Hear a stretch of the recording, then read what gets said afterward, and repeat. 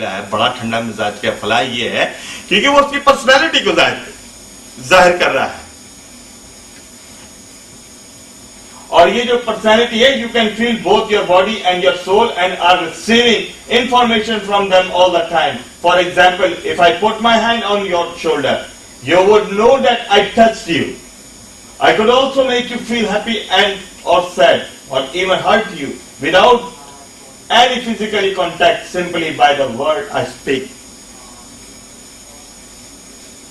Those words are perceived by your mind कि बगैर किसी तशद्दुद के आप अगले को परेशान कर सकते हैं जान में।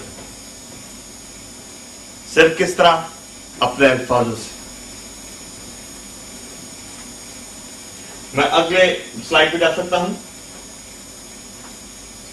ये देखें, मैं जो समझाने की कोशिश कर रहा हूं खुदावंद के कलाम में से, वो ये समझे। यूहन्ना की इंजील उसका तीसरा बाब,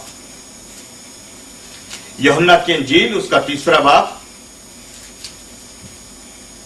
और उसकी 6ठी आयत। तीसरा बाब और उसकी 6ठी आयत में लिखा है, जो जिस्म से पैदा हुआ है जिस्म है, और जो रूह से पैदा हुआ है रूह है।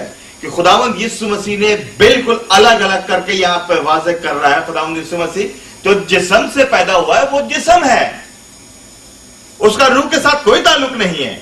और जो रूह है वो रूह है, उसका जिस्म से कोई ताल्लुक नहीं है। क्योंकि हम अगर आउटर सर्कल में फंसे हुए हैं तो हमारी रूह के साथ यगानगत नहीं है। और कई लोग, मैं दोबारा अपना वो पहला स्लाइड, सर्कल स्लाइड देख सकता हूं, जो यह स्लाइड अभी मैं दोबारा यहां पर दिखाता हूं मैं आपको, कि बहुत सारे लोग जो है इस आउटर सर्कल में, बॉडी के सर्कल के अंदर, इस चक्रव्यूह में फंसे हुए हैं, इसी से नहीं निकल सक रहे हैं। और यही वजह है, मेन प्रॉब्लम ये चल रही है कि कलीसियाओं के अंदर लड़ाई, कलीसियाओं के अंदर तफरके, कलीसियाओं के अंदर ऐबजोई, कलीसिया के अंदर एक दूसरे की टांगे खींचना, ये सबसे ज्यादा नजर आता है। और अफसोस के साथ एशियन कम्युनिटी के अंदर सबसे ज्यादा नजर आता है। We are increasing by divisions, not by numbers. कि हम बढ़ रहे हैं तफरकों से अलग होकर, बजाय के तादाद में बढ़ने के हम हिस्सों में बढ़ते जा रहे हैं। क्योंकि ज्यादातर लोग आउटर सर्कल में फंसे हुए हैं, बॉडी में, इस बॉडी के चक्रव्यूह से बाहर नहीं निकल सक रहे हैं। जब इससे निकलेंगे तो जान में फंस जाएंगे। जब जान से निकलेंगे तब हम आत्मा तक पहुंचेंगे। क्योंकि बाइबल में लिखा है कि रूह आहे भर भर के हमारी रूह के साथ शिफात करती है, पौलुस कहता है। यानी कि रूह दो जगह इस्तेमाल किया गया है, वो एक जान के लिए और एक होली स्पिरिट के लिए। कि जब दोनों में तालमेल होगा, जब दोनों एक होंगे, तब आसमान से मैसेज जो है वो हमारे अंदर आएगा। खुदावंद का मैसेज हम रिसीव करेंगे, और जब रिसीव करेंगे तब डिलीवर करेंगे। ये कब? जब तक हमारा कनेक्शन नहीं मिल सकता, जब तक रूह सोल के साथ मुत्तफिक ना हो और सोल स्पिरिट के साथ मुत्तफिक ना हो, जब तक इन तीनों में हम आहंगी नहीं होंगी, जब तक तीनों में एक तालमेल नहीं होगा, जब तक हम खुदावंद की आवाज को महसूस नहीं कर सकते, ना रिसीव कर सकते, ना डिलीवर कर सकते हैं। मेन प्रॉब्लम यही है आज की चर्च के अंदर, आज की कलीसिया के अंदर, लोगों के अंदर।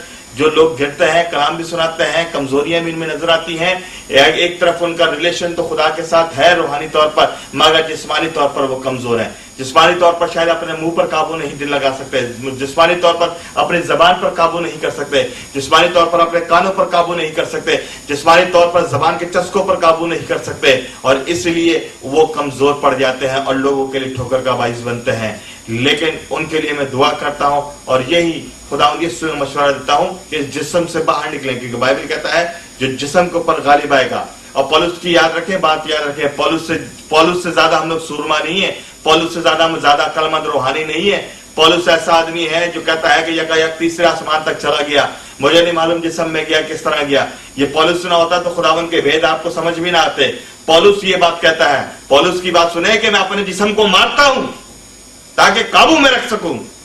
जब पौलुस जैसा सूरमा ये कहता है कि मैं इस आउटर सर्कल को मैं मारकर काबू में रखता हूं, जिसका मतलब है प्रैक्टिकली मारता होगा, आराम के तौर पर नहीं, प्रैक्टिकली मारता होगा। और वो अपने आप को काबू में रखता है ताकि उसका ताल्लुक रूह के साथ मुनक़ता ना हो जाए, टूट ना जाए।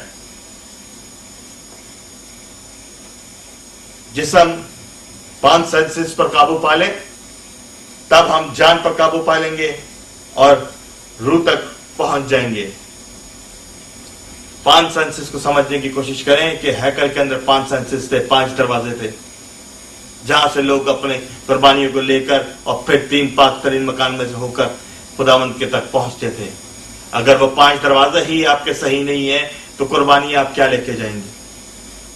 आपकी कुर्बानियों को खुदा पसंद नहीं करेगा, क्योंकि आपके सेंसेस सही काम नहीं कर रहे। इस बॉडी पर काबू पाए, इस जिस्म पर काबू पाए। इस जिस्म, ये जिस्मानी बातें, पौलुस कहता है कि तुम में तफरके पाए जाते हैं, क्या तुम लोग अब तक जिस्मानी नहीं हुए?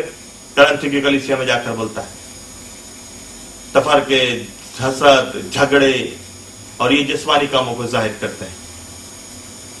और जब तक हम इस जिस्म पर काबू नहीं पाएंगे, जब तक हम खुदा तक नहीं बढ़ सकते। खुदा तक बढ़ना है तो इस जिस्मानी बातों से बाहर निकले। और आपको अब खुद मालूम है आपके अंदर क्या कमजोरी है। खुदावन के कलाम में अपने आप को रखे सामने और जांचे और तोले, क्योंकि नबी कहता है कि जब मैं खुदावन के कलाम में तोला गया तो बिल्कुल वजन में कम निकला। आइए अपने वजन को रूहानी तौर पर बढ़ाएं और खुदावन के कलाम को अपने सामने रखें। और हर कोई अपने आप को जानता है, और वो लोग जो खुदावन के लोगों पर इल्जाम तराशी करते हैं कि ये कलाम भी सुनाते हैं, कमजोर भी हैं, तो शायद इस कलाम के वसीले से उनको समझ थोड़ी बहुत खुदावन के कलाम की आ गई होगी। उनका अगर रूहानी ताल्लुक खुदा के साथ है, जिस्मानी तौर पर वो कमजोर हैं। इस जिस्मानी तौर पर कमजोर होने की वजह से वो खुदावन के हुजूर खड़े नहीं हो सकेंगे, तो भी वो मुजरिम ठहरेंगे। और बाइबल में लिखा उस दिन बतेरे कहेंगे कि मैंने तेरे नाम से मौजे नहीं किए, मैंने तेरे नाम से ये नहीं किया, मैंने तेरे नाम से वो नहीं किया। मगर वो सबको उस दिन कह देगा, ऐ मलऊनो, मेरे सामने से दूर हो, मेरी तुमसे कभी कोई वाकफियत न। और अगर मुझे गलत ना समझे, और अगर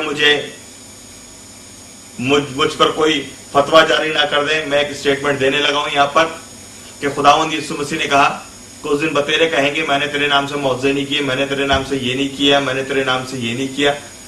मैं खुद पेंटिकॉस्टल असेंबलीज ऑफ गॉड, हमारा चर्च है, प्रेज द लॉर्ड, खुदावंद यीशु मसीह का मैं शुक्र अदा करता हूं कि खुदा ने निजात दी है और आंखें खोली हैं। लेकिन जब मैं ये स्टेटमेंट खुदावंद यीशु मसीह की पढ़ता हूं, मैं अपने लोगों से भी यही शेयर करता हूं कि ये जो लाइन होगी सबसे आगे, ये सारे भाइयों की होगी, क्योंकि मौजे भी नहीं क्या होते हैं, सही जी, गैर ज़बानें भी यहीं पे बोली जाती हैं, यीशु के नाम पे प्रेज द लॉर्ड, लोग शिफाएं भी पाते हैं। लेकिन जब अदालत वाले दिन यीशु सबसे अलग करेगा तो सबसे आगे भाई लोग होंगे।